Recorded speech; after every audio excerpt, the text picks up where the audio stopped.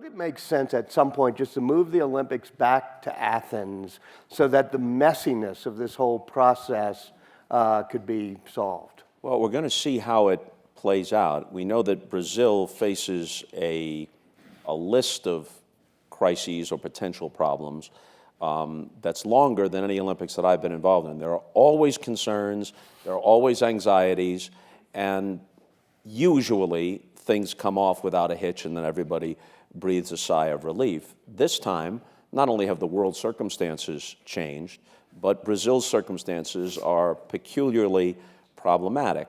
Now, will that have a ripple effect? South Korea is already set for the next Winter Olympics, Tokyo for the next summer, and then Beijing for the winter in 2022.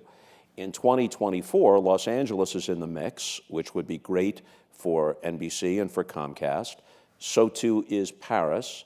The new mayor of Rome, who won't be the mayor in 2024, but she said recently that the Olympics would be wasteful for Rome. Yeah, and even Boston kind of did. Right, Boston was the designated U.S. city, and they dropped out because of concerns, not just about security. And remember, that was fairly close to the bombing that had happened there during the Boston Marathon, but also disruption of their daily lives and the traffic flow and everything else. As wonderful as the Olympics are, they do present challenges for host cities. So we'll see if the demand for the Olympics, which has been very, very strong for the last few decades, if that sustains, or if through no fault of their own, the Olympics find themselves back where they were in the late 70s, early 80s. You're coming off the Munich tragedy. Montreal just about goes bankrupt.